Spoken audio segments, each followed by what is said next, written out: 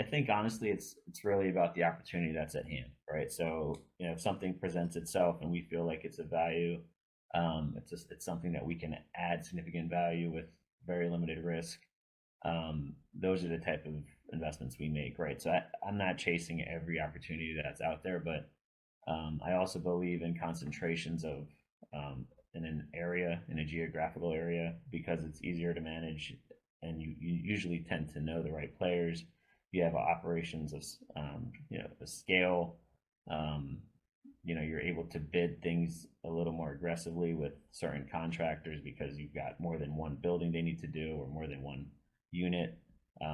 So I think in the overall um, way I kind of look at real estate is, we like all assets, right? We're not really afraid of one asset versus the other. I think the hotel asset class is the most difficult, right? Because you wake up every morning and you're 100% vacant, right? So I think that's the asset class where there's the most risk and there's the most reward, right?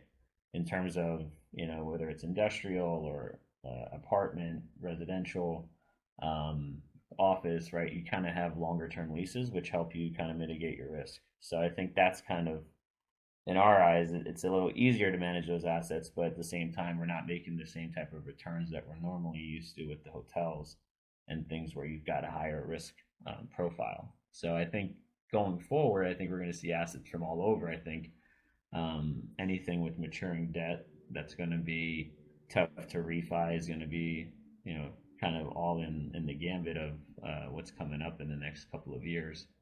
And I think what we've seen over the last year or last 2 years is, the post COVID type of mentality, right? Where people kind of owned assets through COVID and then, they've taken them out of COVID and now they're like, okay, well, I don't want to go through this again.